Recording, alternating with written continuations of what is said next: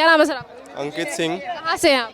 Basically मैं बिहार से हूँ। बिहार से। ये बताइए 2024 में प्रधानमंत्री किसे देखना चाहिए? जो अभी फ़िलहाल है मैं उन्हें ही देखना चाहूँगा दोबारा। आरजेडी का कहना है नीतीश कुमार में सारी खूबियां हैं प्रधानमंत्री बनने की। अगर खूबियाँ होती तो हम दिल्ली में नहीं होते, हम बिहार में ही होते और वहीं पे घूम रहे होते। ये मजबूरी है कि मैं आज दिल्ली में हूँ। बिहार सरकार की सबसे बड़ी उपलब्धि ये होती कि अगर वो रोज़गार लेकर आते। जाति जनगणना से रोज़गार से क्या लेना देना है? देखिए ये सब बचने वाली बातें होती हैं। अगर आप साफ़ सुथरे हैं तो आपको क्या डर है? ईडी से क्या डर है आपको अगर आप साफ़ सुथरे हैं?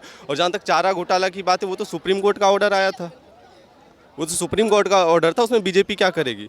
अभी तो एनडीए ही भारी है। मनीष कश्यप ने जो भी कहा उसमें काफ़ी हद तक कॉन्फिडेंस था उनके बातों में। ये अलग बात है उन्होंने कोर्ट परिसर में कहा ऐसे नहीं कहना चाहिए क्योंकि वो कस्टडी में थे, उन्हें ऐसी बातें नहीं करनी। जहाँ तक सरकार बनाने की बात है तो कहीं ना कहीं आरजेडी का इसमें कुछ तो है। मनीष कश्यप की आवाज़, एक उसकी गलत बात बता दी, उसने क्या गलत बोला है भाई? क्या गलत? वो फौजी का बेटा है नहीं, उसने कहा मैं फौजी का बेटा हूँ, है फौजी का बेटा, डरने वाला नहीं। और वो वाकई में डरने वाला नहीं है, वो इसीलिए आज जेल के अंदर क्योंकि वो डरा नहीं। अगर उसने तलवे चाट लिए होते और बाकी यूट्यूबरों की तरह तो वो आज बाहर होता, वो अंदर क्यों होता? आप जैसे जो पत्रकार हैं ये नहीं बिक सकते। लोगों ने आजकल फैला रखा है गोदी मीडिया, गोदी मीडिया, गोदी मीडिया। कुछ मजबूरियां हो सकती है लेकिन ऐसा कुछ भी नहीं है ना? जो इंडिया गठबंधन है, जो विपक्षी पार्टी, वो अच्छे से काम करे, अपना कुछ अच्छा दिखाए और आने की कोशिश करे। क्या नाम है सर आपका? अंकित सिंह। कहाँ से हैं आप? बेसिकली मैं बिहार से हूँ। बिहार से। ये बताइए 2024 में प्रधानमंत्री किसे देखना चाहिए? जो अभी फ़िलहाल है मैं उन्हें ही देखना चाहूँगा दोबारा। आरजेडी का कहना है नीतीश कुमार में सारी खूबियां हैं प्रधानमंत्री बनने की। अगर खूबियाँ होती तो हम दिल्ली में नहीं होते, हम बिहार में ही होते और वहीं पे घूम रहे होते।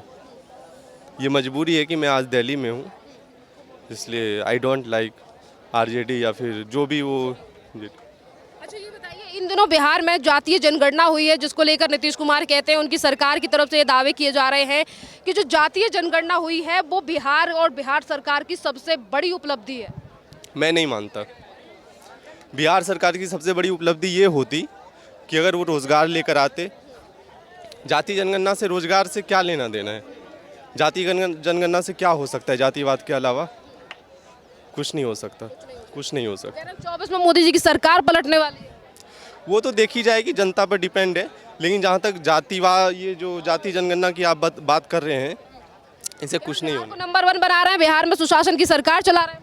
आज तक तो बना नहीं।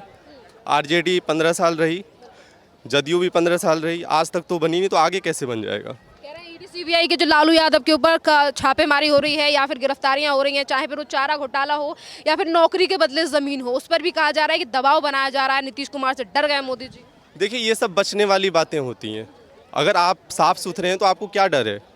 ईडी से क्या डर है आपको अगर आप साफ़ सुथरे हैं? और जहाँ तक चारा घोटाला की बात है, वो तो सुप्रीम कोर्ट का ऑर्डर आया था, वो तो सुप्रीम कोर्ट का ऑर्डर था, उसमें बीजेपी क्या करेगी? कोई एजेंसियां कंट्रोल कर रही है। अरे एजेंसियाँ ये सब चलिए कंट्रोल अगर कर भी रखा है तो आपको किस बात का डर है? आप क्यों परेशान हैं?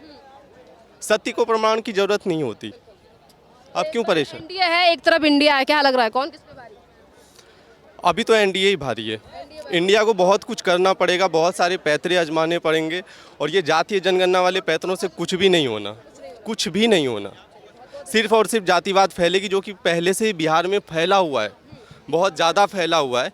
इसे और फैलाकर वोट बटोरने की कोशिश की जा रही है, जो कि भारत के भविष्य के लिए अच्छा नहीं, या किसी भी राज्य के भविष्य के लिए बिल्कुल अच्छा नहीं है। और ख़ास करके बिहार जैसे राज्य जो कि अति पिछड़ा पहले से ही है, उसे और पिछड़ा बनाने की कोशिश में लगे हुए हैं और कुछ नहीं है। सर मेरा एक सवाल ये भी है कि जैसे कि आप युवा हो और बिहार के ही पत्रकार हैं, सच तक के मनीष कश्यप बिल्कुल है, जिन्हें अभी जेल में है, अभी पटना की जेल में है, और अभी कुछ दिन पहले जब उनकी पटना जेल में यानी कि पटना जब कोर्ट लाया गया था उन्हें, तो उन्होंने कहा कि हम आने वाले समय में बिहार में सरकार बनाएंगे और दिखाएंगे तेजस्वी यादव को कि कैसे सरकार चलाई जाती है। ये सरकार जो है वो जानबूझकर हमें जेल में डाले रखी है, तो उस पर क्या? देखिए एक बात की तो गारंटी है, मनीष कश्यप ने जो भी कहा उसमें काफ़ी हद तक कॉन्फिडेंस था उनके बातों में। यह अलग बात उन्होंने कोर्ट परिसर में कहा ऐसे नहीं कहना चाहिए क्योंकि वो कस्टडी में थे, उन्हें ऐसी बातें नहीं करनी। जहाँ तक सरकार बनाने की बात है तो कहीं ना कहीं आरजेडी का इसमें कुछ तो है, ये हर कोई जानता है ना। मुख्यमंत्री चुप है। मुख्यमंत्री चुप है, सारे लोग चुप हैं, आप बताइए कौन चुप नहीं है? और जहाँ तक मनीष कश्यप की आवाज़, एक उसकी गलत बात बता दी, उसने क्या गलत बोला है भाई? क्या गलत? वो फौजी का बेटा है नहीं, उसने कहा मैं फौजी का बेटा हूँ, है फौजी का बेटा, डरने वाला नहीं। और वो वाकई में डरने वाला नहीं है, वो इसीलिए आज जेल के अंदर क्योंकि वो डरा नहीं। अगर उसने तलवे चाट लिए होते और बाकी यूट्यूबरों की तरह तो वो आज बाहर होता, वो अंदर क्यों होता? उसने अपने लिए कुछ मांगा था। उसके जितने सारे वीडियोज़ हैं वो सरकार के खिलाफ क्या है? वो सिस्टम के खिलाफ है। आप सिस्टम को सुधारिए ना। जो सिस्टम सुधारने की बात करे उसे भीतर करके क्या मिल जाएगा बताइए? आज जब कोर्ट में उनकी पेशी हुई थी तब भी उन्होंने कहा कि जो जेल है उसके अंदर किस तरीके से नशे वाली चीजें जो देखिए जेल की जहाँ तक बात है, मैं तो गया नहीं हूँ, मैं क्या बताऊँ इसमें। प्रशासन पे सवाल उठाया। देखिए इस पे अगर प्रशासन पे सवाल उठाए तो प्रशासन को जांच करनी चाहिए इस चीज़ की। प्रशासन को जांच करके बताना चाहिए नहीं ऐसा कुछ नहीं है, और अगर है तो उस पर कार्रवाई की जाए। अच्छा ये बताइए, लोकसभा की बात अलग, 2025 में विधानसभा में भी, विधानसभा के चुनाव बिहार में भी हैं, तो क्या लग रहा है तख्ता पलटने वाला हो वहाँ पे? देखिए बिहार में क्या है ना, बस वही जातीय जनगणना जो हुआ है इसका एक असर फायदा तो इंडिया गठबंधन को होगा, है ना, क्योंकि बिहार में जातिवाद पहले से फैला हुआ है, इसका फायदा होगा। और बिहार का जो समीकरण रहा है, मैं बेसिकली भी मुझे पता है जो समीकरण रहा है, जब आरजेडी और जदयू मिल गई तो कहीं ना कहीं बीजेपी पे भारी तो है। जो सच बात, मैं किसी पार्टी का प्रवक्ता नहीं हूँ, मेरा किसी भी पार्टी से कोई जायज़ या नाजायज़ संबंध नहीं है ना, तो बस भारी तो है। मैं एक कवि हूँ, विधानसभा में मैं एक कवि हूँ, तो मनीष कश्यप के लिए 4 लाइनें बिल्कुल, बिल्कुल। अपने लिखी हुई कि कोई सच्चा या ईमानदार नहीं बिकता है, सच्चे ईमान का किरदार नहीं बिकता है, खरीदना चाहती है जो हुकूमत हमको, इनसे कहना कि कलमकार नहीं बिकता है।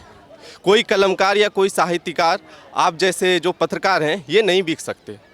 लोगों ने आजकल फैला रखा है गोदी मीडिया, गोदी मीडिया, गोदी मीडिया। कुछ मजबूरियां हो सकती है लेकिन ऐसा कुछ भी नहीं है ना। जो इंडिया गठबंधन है, जो विपक्षी पार्टी, वो अच्छे से काम करे, अपना कुछ अच्छा दिखाए और आने की कोशिश करे। हर वक्त मोदी जी को गाली देने से कुछ भी नहीं होगा। काम पे ध्यान दिया। बहुत बहुत धन्यवाद आपका सर। क्या नाम है आपका? मेरा मोहम्मद नौशाद राहीन है। मोहम्मद जी कहाँ से हैं? मैं बिहार से हूँ। ये बताइए, आप बताइए किसे चाहते हैं 2024 में प्रधानमंत्री बना? मैं तो राहुल गांधी का चाहूँ, राहुल गांधी क्यों आने चाहिए? क्योंकि जाति विवाद ये कोई भी ऐसे हो रहा है, अभी हर एक जगह हो रहे हैं। ऐसा बात नहीं है कि बिहार में ही हो रहा है। अब दिल्ली के भी ले लो, दिल्ली के भी हर एक जगह होते हैं। बिहार में तो ये मैं मानता हूँ कि बहुत पिछड़ी जात पहले से हैं, अभी भी हैं।